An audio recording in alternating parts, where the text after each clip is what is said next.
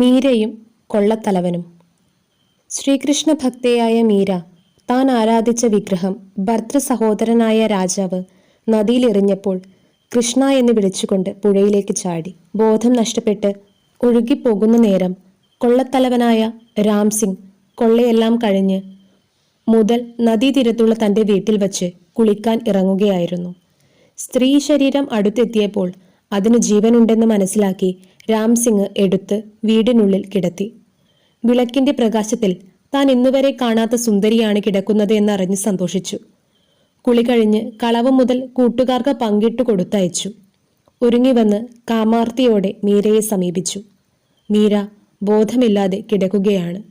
കരം കൊണ്ട് അവരെ സ്പർശിക്കാൻ ശ്രമിച്ചപ്പോൾ രാംസിംഗിന്റെ കൈ പൊള്ളി. 2-3 പ്രാവശ്യം അവൻ മീരയെ സ്പർശിക്കാൻ ശ്രമം നടത്തി. സാധിച്ചില്ല. കാരണം മീരയ്ക്കു ചുറ്റും ഒരു അഗ്നിവലയം പ്രകാശിക്കുന്നതായി കണ്ട് ഭയഭക്തി തോന്നി പിൻവാങ്ങി. പിറ്റേന്ന് മീരാബായി എഴുന്നേറ്റ് മുന്നിൽ കൈകൂപ്പി നിൽക്കുന്ന കൊള്ളക്കാരനെ കണ്ട് "കുഞ്ഞെ, ഞാൻ എങ്ങനെ ഇവിടെ എത്തി?" എന്ന് ചോദിച്ചു. പരസ്പരം കഥകൾ പറഞ്ഞു. മാനസാന്തരം വന്ന കൊള്ളത്തലവൻ രാംസിംഗ് മീരയുടെ ഭക്തനും ശിഷ്യനുമായി മാറി.